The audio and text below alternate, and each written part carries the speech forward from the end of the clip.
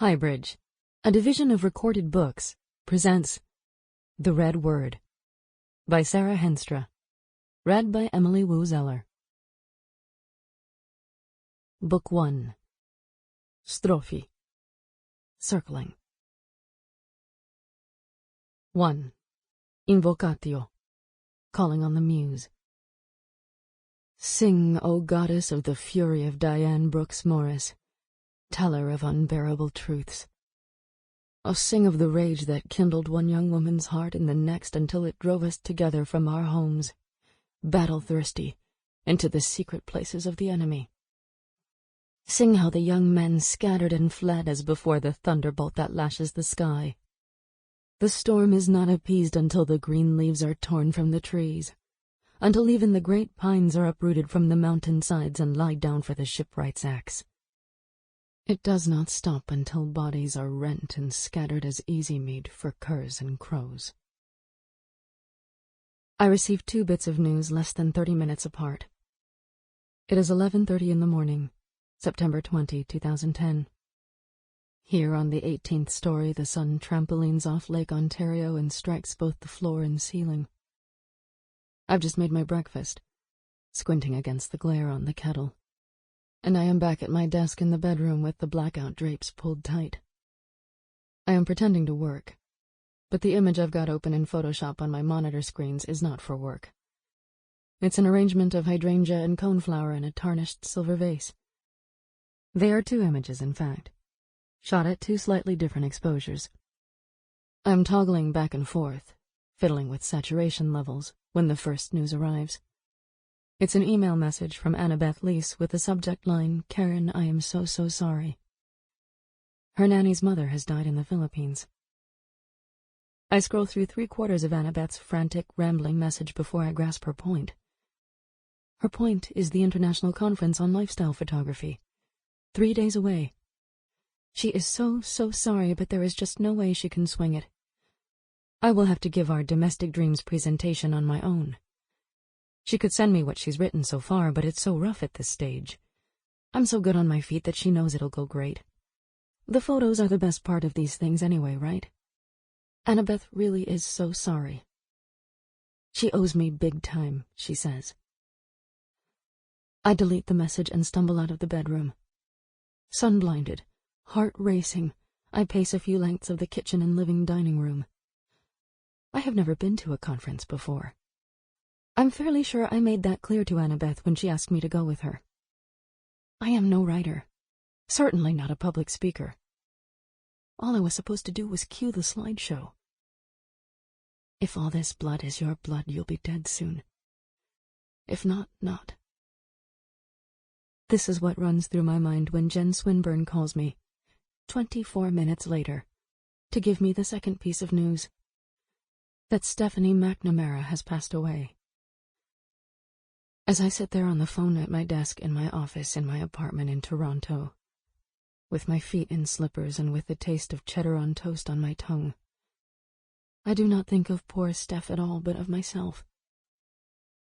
If all this blood, it's a memory. I look up, and, on the heels of the memory, I spot the detail I've been searching for in the twin images on my screens. An overripe melon lies next to the tarnished vase, its seeds sliding onto the tabletop. The tabletop itself is scarred like a butcher's block, and there is a divot at the spot where the seeds are oozing against the wood. The light meets the slime and slows down, bends, pools. A tiny wrinkle in the visual plane. On the phone, Jen says she had access to my phone number because she's on the Alumni Relations Board. We small talk a bit. I say I enjoyed that piece she wrote a few years ago for the Alumni magazine about journalism after 9/11. She says she saw my byline and covet my home while on a cruise with her in-laws and couldn't help Googling. And who would have thought a militant anarcha-feminist like yourself would end up employed in the Martha Stewart sector? Ha ha. And then she tells me about Steph. She received the notice at the alumni office. I remembered you 2 were close, but I didn't know if you'd still be in touch, she says. It's just not the kind of thing you'd want to read in the back of an alumni bulletin. Are you calling anyone else? I ask. It isn't quite the right question. It sounds like Jen has been nosy or presumptuous. I try to fix it. I mean, in case you need updated contact info for anyone. Not that I would have updated contact information for anyone. I was one of the first to leave. Back home to Canada even before my student visa expired. And 15 years later, everyone else is more or less scattered across the United States. Just a small list, she says. It's not normally our role. Thank you for calling, Jen. I appreciate it. A quick search reveals there is to be a campus memorial service for Dr. Stephanie McNamara this coming Friday. It's the day after the panel presentation, in the very same U.S. city as the photography conference. I know that Steph taught in the Women's Studies department in that city, but I haven't thought of her through my travel preparations. I haven't thought of Stephanie McNamara, period, in years. The coincidence seems important in a spooky, literary way, like tragic destiny. Her college isn't far at all from the Ivy League school where, in 1995 to 96, my sophomore year, Steph and I and 3 other girls were housemates. If all this blood is your blood, you'll be dead soon. If not, not. Everyone knows the trouble with myth. The trouble with myth is the way it shirks blame. It makes violent death as unavoidable as weather. All that tragic destiny lets everyone off the hook. Some bored god comes kicking up gravel, and just like that, a noble house explodes into carnage. But then, I photograph interiors for a living. Myth is what I do. I mythologize. Oh, soul-withered Stephanie, keeper of all our sorrows. You tried again to open your eyes to the dark, and this time it must have worked. 2. Exordium. Urging forward. Introduction. I squinted up at a shadow blocking out the sun. A man was standing over me. He wore faded jeans and a huge oval belt buckle etched with a triple X. I lifted my elbow to my brow and the man became a woman, a girl my age. If I'd learned anything last year at college, I'd learned that just because someone was wearing a military crew cut and a white t-shirt tied across her flat chest and had a pack of cigarettes folded into the sleeve of the t-shirt like James Dean, it didn't mean you went and assumed she was male. Some of my education seemed to have worn off over the summer. "Are you okay?" the girl asked. I turned my cheek to the grass in an effort to mute the stereophonic whine of cicadas and grasshoppers. I was lying in somebody's backyard. Gray fencing teetered overhead, but the only shade on me fell from the massive hairy leaves of some kind of vine I was curled beside. Slug trails dazzled the undersides. "What is this plant?" I asked. Pumpkin," the girl said. "Last year, after Samhain, we couldn't fit all our jack-o'-lanterns into the composter, so we dug a big hole back here and buried them." "Samhain?" My voice cactused my throat. "Halloween. Look, are you okay? What happened to you?" she asked. "I had sex with somebody," I said. The uprush of memory and the shock that I'd spoken it aloud made me retch a little. I rolled over and sat up in the grass. "You had sex with somebody," she echoed. "On purpose?" I waggled my head side to side, testing my headache. The yard kept swinging when I stopped moving. "There was a frat party," I explained. It came back to me now with another lurch why I'd walked all the way from the fraternity house to this particular spot, early this morning before I'd passed out. "Oh," I said. "Oh, damn! Is this 61 Fulton Avenue?" "Yes. Well, at the moment we're standing in 63, she said. "Our backyards are connected." I looked around. There was a line where the neat lawn became a jungle, and this was the jungle side. "I came about your ad for a roommate," I said. The girl crouched beside me, barefoot in the grass. She held a mug of coffee and a lit cigarette. She offered them both, reaching out one hand at a time and pulling it back to indicate she'd make either substance disappear if it proved offensive to my hangover. "Thanks." I took a sip of the coffee, heavily sugared, and then a drag from her cigarette. I brushed at the ants crawling over my bare legs. The girl was a few years older than me, I guessed, maybe 23 or 24. "You're a little early for the room thing," she said. "Some of us have class this morning. Didn't whoever you spoke to tell you that on the phone?" I held out my hands to show the girl my dirt-ringed fingernails. "Well, I wanted to make a good first impression, you know." I laughed, but misery poked its black fingers all through the laughter. I was making it worse. I was making her feel sorry for me.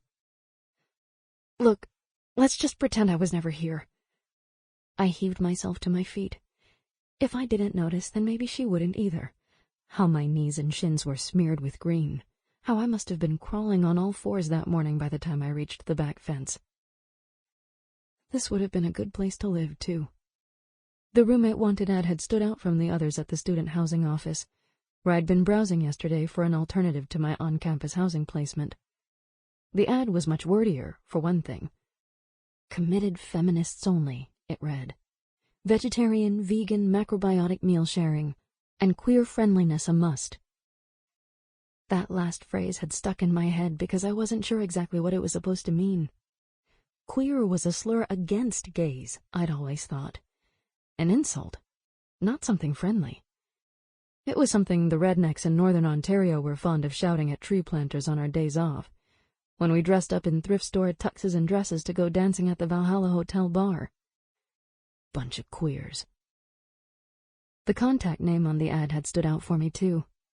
Dyann Brooks Morris. Dyann had been one of the only sophomores in my freshman Great Writers class last year. I was impressed by her vocabulary and the boldness with which she would interrupt the professor with questions about things like patriarchal assumptions and ideological blind spots. I came home once after hearing Dyann speak up in class and looked up hegemony in my dictionary. Dyann sat in the front, and I was in the back, so I'd never really had a look at her up close.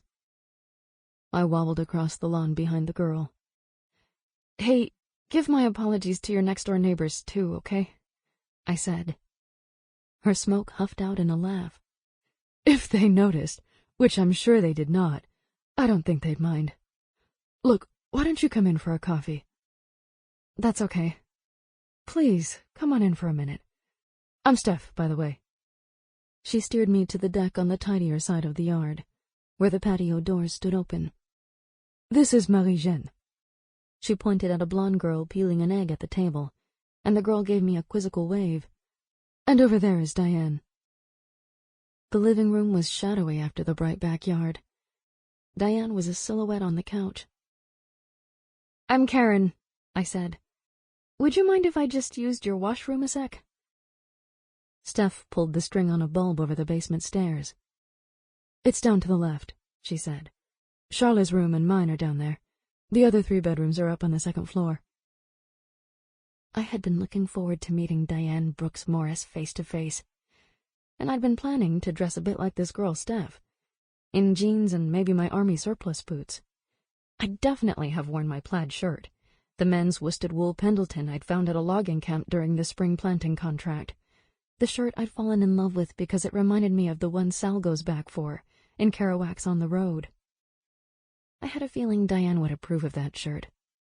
I'd planned to impress her with exaggerated tales of environmental destruction and workplace discrimination in the Canadian tree planting industry.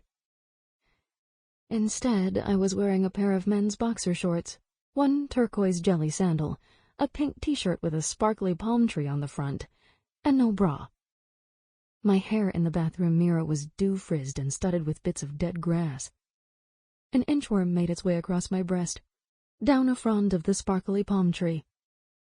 I stank of booze, and probably sex. When I came back upstairs, Steph said, "Do you take milk and sugar?"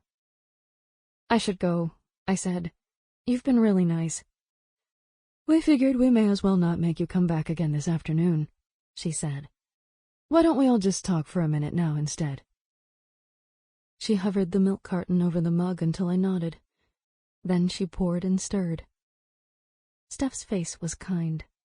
A full-lipped smile, freckles, light brown eyes with dark lashes. It wasn't a soldier's haircut after all.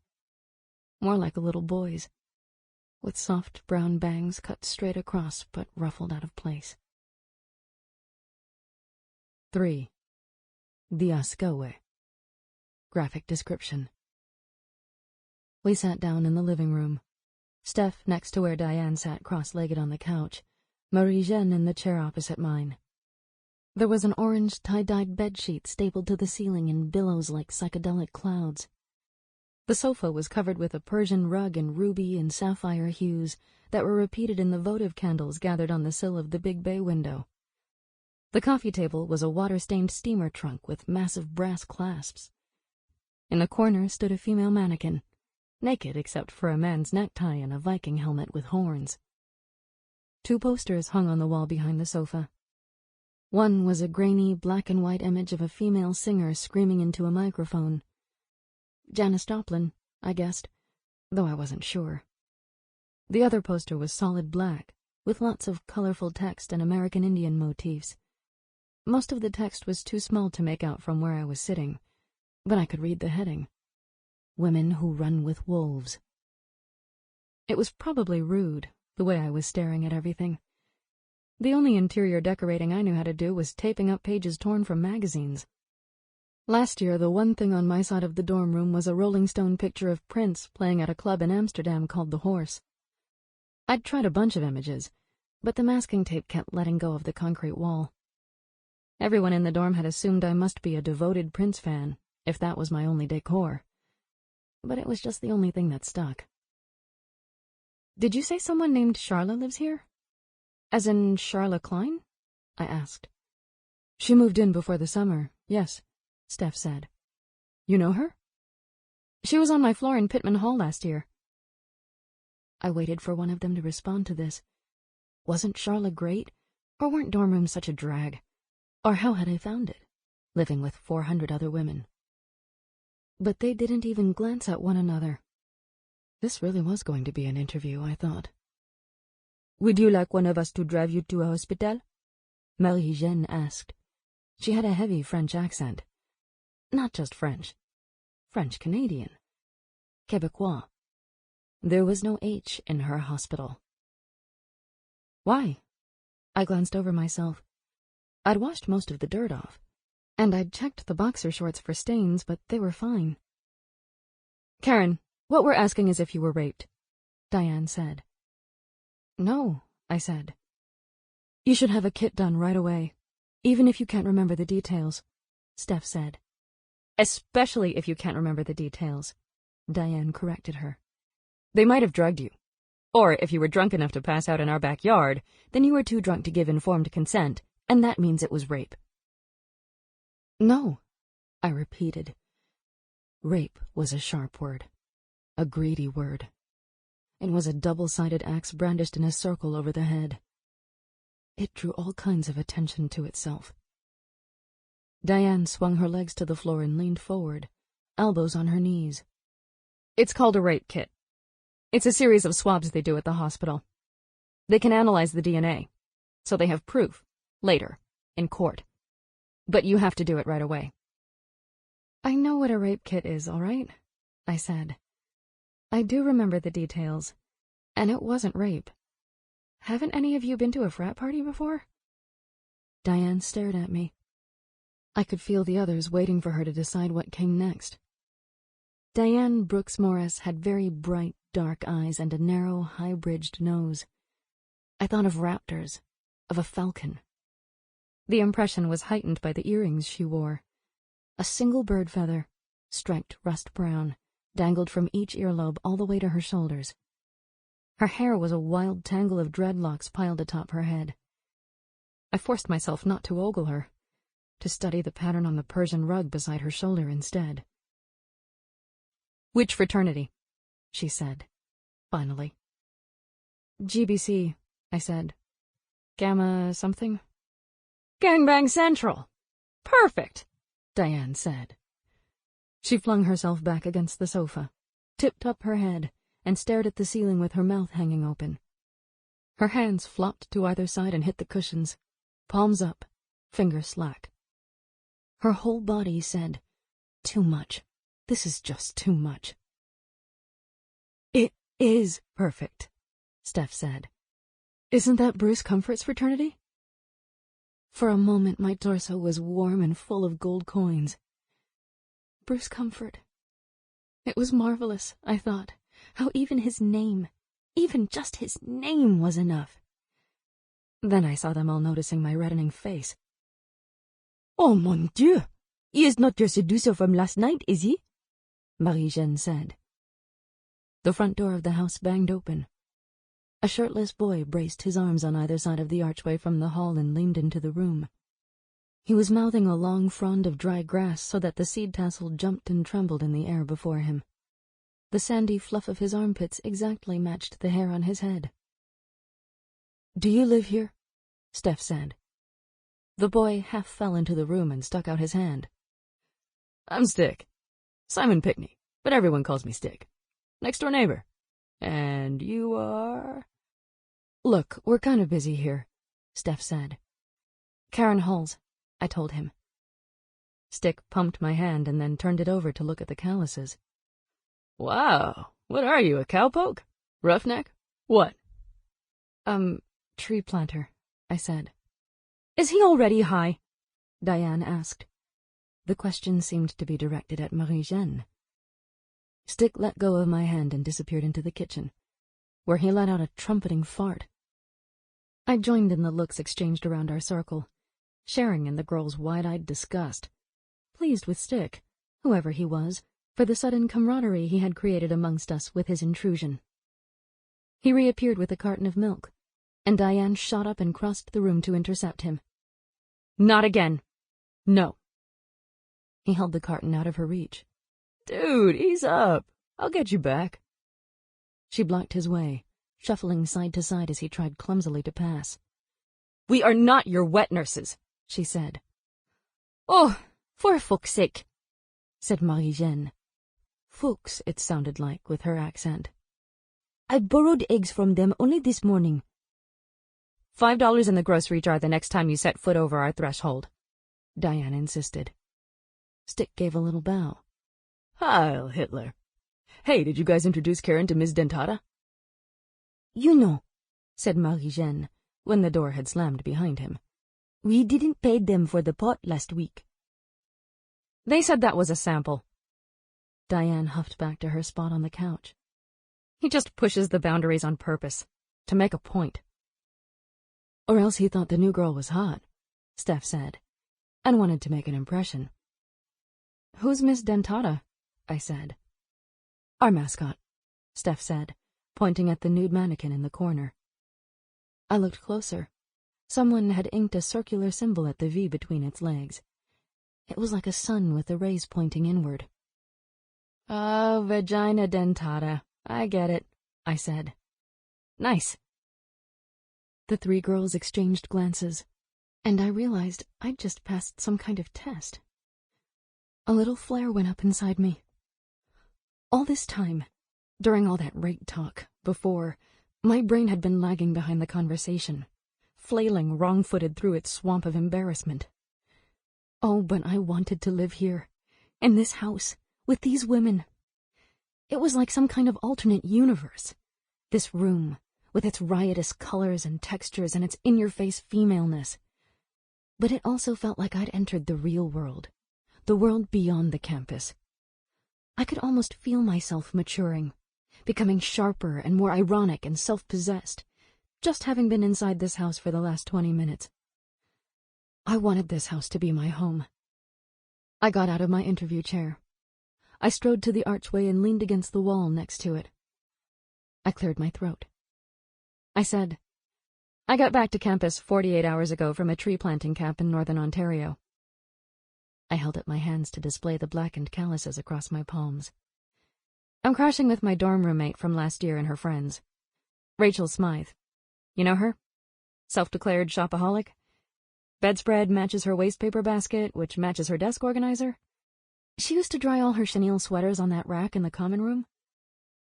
I flicked my hair off one shoulder and then the other, imitating Rachel's empty-headed preening. Anyway, Rachel and her friends spent all of last night drinking and deciding what to wear to this fraternity mixer, and then at the last second they dragged me off the couch to drive them over there.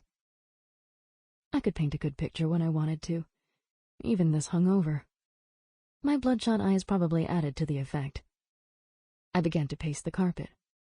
"My God, that frat house!" I exclaimed. "It's like a panopticon in there, a Foucauldian wet dream. Everyone surveilling everyone else, dying of self-consciousness. Everyone looking for the authentic heart of the party, like, where is it really happening? Everyone wandering from room to room. Are we missing it? Are we missing it?" I flopped back into my chair. I think I sort of snapped. "So you decided to have sex with a frat boy?" Diane's hawk eyes were half-lidded, as if my story had bored her. But she sat perfectly still against the cushions, and I somehow knew that the lack of interest was feigned. "Well, it was something to do," I said, brazening it out. "And? How was it?" Steph said. I laughed. "Fucking awful," I said. They laughed too. Even Dyann gave a little snort. "It wasn't Bruce, though," I said. "He's not exactly my type. The eternal brawn versus brain dilemma, you know?" If the frat house was a panopticon, and really, the analogy didn't work in the first place, the reference to Foucault had been a shameless bid to sound smart, then Bruce Comfort was the closest thing to its control tower, its true center. He wasn't self-conscious so much as simply aware of his own magnetism.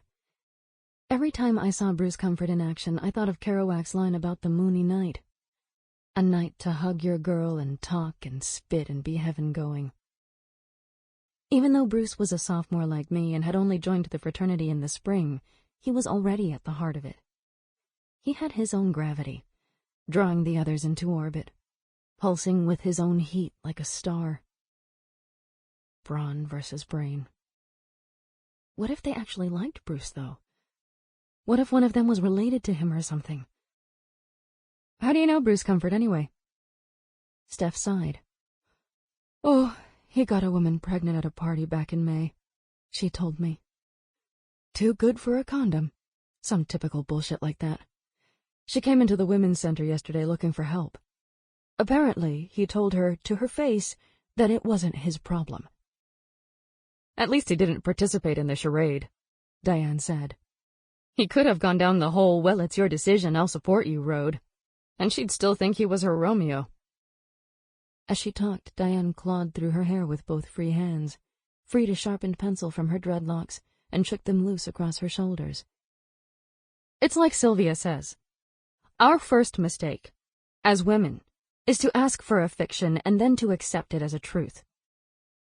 "Well, Sylvia would say that Bruce is just as inscribed in the mythologies as Susanna," Steph said. "Who's Sylvia?" I asked. Dyann didn't seem to have heard me. With the pencil's tip, she was scratching little white lines onto her bare knee. "Yeah, but the myths serve the Bruces and penalize the Susannas," she said. "There's no point studying the myths unless you understand who profits from them." "Dr. Sylvia Esterhazy is a professor," Marie-Jeanne told me. "Dyann took her class last year, and Steph is her teaching assistant." "The course is called Women in Myth," Steph said. "Enrollment's already at cap, but I could see if I could still get you in, Karen. It's one of those really great fundamental explorations in feminist thought. Where do our ideas about masculinity and femininity come from, originally? Sylvia takes us right back to the Greek epic for answers. Heroism, victimhood, sacrifice, stuff like that. We go right back to the source." Dyann jabbed the pencil in her direction. "But it's what you do with that knowledge." Marie-Jeanne sighed. "So, Karen, you have a taste of our discussions now. Some poor girl is pregnant from a fraternity boy, and our arguments go on for days and days." "That's exactly what I'm saying, MJ," Dyann said. "Talk is cheap." Oh, hindsight. Look how the whole thing unwinds from a single mistake. The tragic hero is late to learn, and myth can be so smug. That... Sample complete. Ready to continue?